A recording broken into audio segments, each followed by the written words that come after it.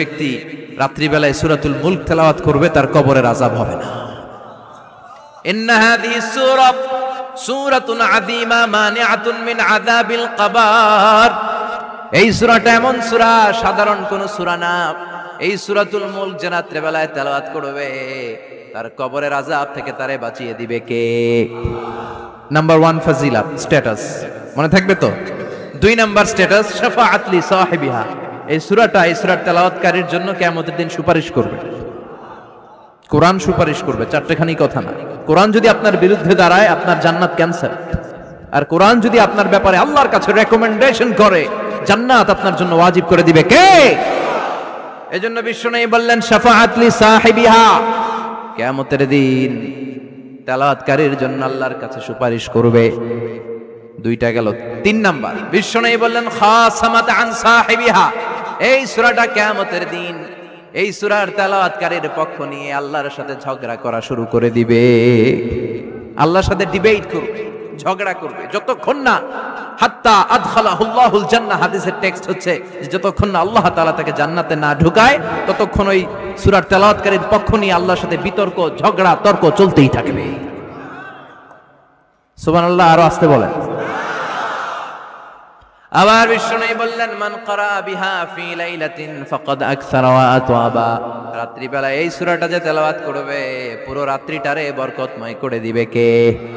এজন্য বিশ্বনবী আবদার করে, আবেদন করে আমাদের কাছে বলে গিয়েছেন, আমি চাই আমার প্রতিটা উম্মতের হৃদয়ে এই সূরাটা গাঁথা থাক। আমি চাই আমার প্রতিটা উম্মতের সিনার ভিতরে এই সূরার 30টা আয়াত গ্রথিত করা থাক। সুবহানাল্লাহ পড়েন। মাত্র 30টা আয়াত মুখস্থ করতে রাজি আছেন? 1 মাসে কয় দিন? প্রতিদিন একটা করে আয়াত মুখস্থ করলে সূরা মুখস্থ করতে লাগবে কয় দিন? হ্যাঁ, হোমওয়ার্ক। এটা আপনাদের বাড়ির কাজ, যেহেতু ক্লাসে হোমওয়ার্ক দেওয়া যায় না।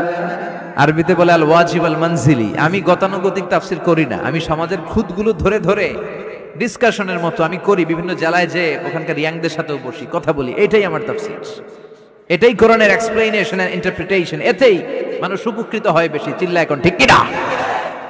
তো এটা আপনাদের বাড়ির কাজ, মাইথার দিয়া বাসীদের বাড়ির কাজ। হায়াতে আল্লাহ বাঁচায় রাখলে আবার কখনো দেখা হলে জিজ্ঞেস করবো যে মুলক মুখস্থ হয়েছে কিনা। কে কে মুখস্থ করবেন না হাত তোলেন।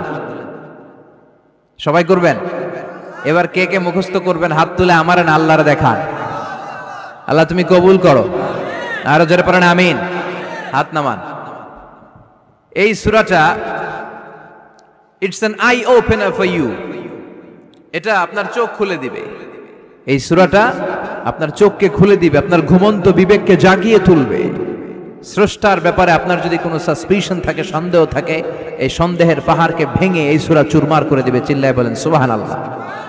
আল্লাহ ডেকে বলে গোলাম, কিছু কিছু নাস্তিক আছে আমারে খুঁজে পায় না। এরকম কপাল পোড়া নাদান নাস্তিক বাংলার জমিনেও আছে না নেই? এরা বলে আনসিন ইজ নাথিং, যেটা দেখা যায় না ওইটা মানি না, বলে না? Do you see the air in the atmosphere? বাতাসে, বায়ুমণ্ডলে যে বাতাস ঘুরে বেড়ায় এটাকে তুমি দেখো তো মানো কেন? Why do you believe on that? Why do you believe on air? বাতাস বিশ্বাস করস কেন? কপাল পোড়া নাস্তিকরা বাতাস মানে না। কথা কন। Do you see the bad headache someone feel in his head and he is shouting? মাথার ব্যথায়, মাইগ্রেনের পেইনে যখন কেউ চিৎকার করে তার মাথার ব্যথা দেখা যায়? আমার এখন প্রচন্ড মাথা ব্যথা যদি হয় আপনারা দেখতে পাচ্ছেন তো নাস্তিকরা কি মাইগ্রেনের পেইন বিশ্বাস করে না? মাথা ব্যথা বিশ্বাস করে কি করে না? বাতাস বিশ্বাস করে কি করে না? কয় আনসিন ইজ নাথিং, যেটা দেখি না ওইটা বিশ্বাস করি না। কপাল পোড়া।